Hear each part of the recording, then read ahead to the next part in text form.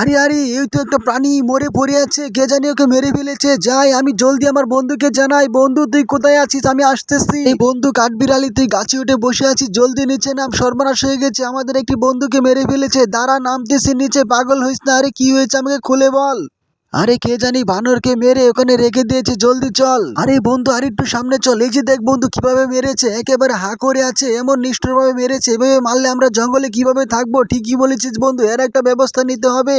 ঠিক আছে বন্ধু, চিন্তা করিস না, আমার কাছে একজন শিকারীর খোঁজ আছে, চল ওর কাছে যাব। ঠিক আছে বন্ধু, জলদি চল, আজকে ওকে খবর দিয়ে নিয়ে আসবো। কিরে চিটকে জঙ্গলের প্রাণীরা, তোদের এত বড় সাহস আমাকে শিকার করবি? দাঁড়া, আজকে এখনই তোদেরকে আমি শিকার করব। না ভাগ ভাই, ভাগ ভাই, আমাদেরকে ছেড়ে দেও না, আমাদের খেও না। আজ তোকে আমি ছাড়বই না, তোকে খেয়ে নিব। তোর এত বড় সাহস, তুই আমাকে শিকার করবি? তাই আজকে তোকে আমি শিকার করলাম। আর মাত্র একটি প্রাণী বাকি আছে, তাহলে এই জঙ্গল আমার। আরে আমি তো সকাল থেকে শিকার খুঁজছি, পাচ্ছি না। এই শিকারি ভাই, শিকারি ভাই, আরে কি হয়েছে বেটা কাঠবিড়ালি, আমাকে বল। শিকারি ভাই, জঙ্গলের সকল প্রাণীকে ওই বাঘ মেরে ফেলতেছে, এভাবে চললে তো আমরাও বাঁচতে পারবো না, তুমি ওকে শিকার করো। এই জঙ্গলে শুধু আমি একাই থাকবো।